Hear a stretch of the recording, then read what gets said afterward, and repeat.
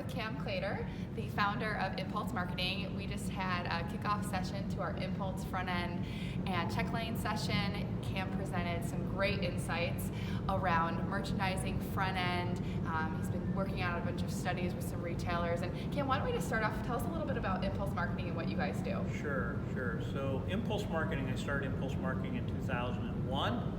17 years ago, worked with over 100 retailers, primarily in North America over that time, and really refined the study of checkout from an art, which it was previously really to a science. So we go about helping retailers, brands, optimize the performance opportunity that's available to them at the checkout.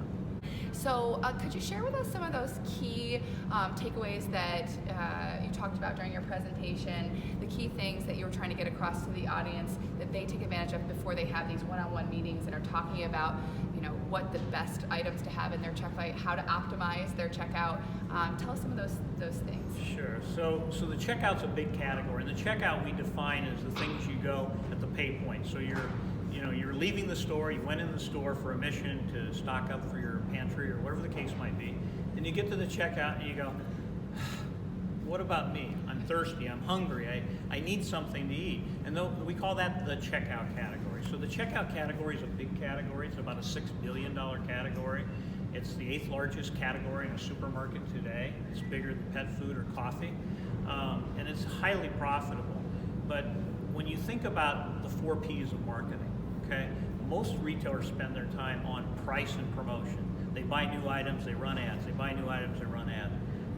Those principles really don't work at the checkout. The checkout is really based upon having the right items in the right place at a reasonable price. Because the reality is the customer wants to reward themselves, they want to hydrate, they want meal satisfaction or meal substitute. And if you have the right items within arm's length, the right combination of items, your shopper will reward you not only financially with sales and profitability, but also higher customer satisfaction with your store. A big part of your presentation today, you talked about the answer is and, not or, yes. Not taking away from something that's going to ultimately hurt you. So can you talk about that a little bit, what your message behind that was?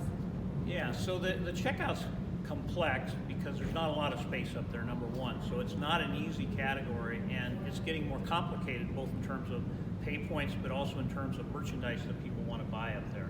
So it's not easy to merchandise the checkout. But the easy thing to do is to say, oh, I'm going to take candy off of Checklane number 1 and 3 and 5, and I'm going to add nutritional bars. Retailers that do that underperform. They vastly underperform because the reality is every single lane is a store. And any lane that I go to, if I pick checkout lane number 2, because I think it's going to be the fastest line, then your probability of selling me something as a retailer will be defined based upon the merchandise that's in that lane. Not what's in lane number 3 or lane number 4 or lane number 5. So once you get inside the lane, you really need the best of the best. And so it's somewhat counterintuitive where the center of the store, you think, the more different things I put up there, and I'll vary the planograms, the more things I put up there, the more I'll sell, where it's actually the opposite. So you want to have the best selling products in every single lane. At the same time, you want to broaden choice. And historically things like carbonated soft drinks and candy and gum have been big sellers, okay, at checkout. They're still very big sellers at checkout. They're the foundation of the category. But the reality is that what people want today is broader, and healthier types of refrigerated or shelf-stable snacks add to the size of the checkout category. But your specific question, Sarah, is those things need to be in addition to the candy, the gum, the beverages, not in replacement of. So the easy thing to do, the thing that's somewhat intuitive, would be take candy out and put some nutritional bars in, for instance. If you do that, you will underperform, and more than likely you'll sell less. Your actual business will go down because the productivity of those candy SKUs is higher than the average productivity of a nutritional bar.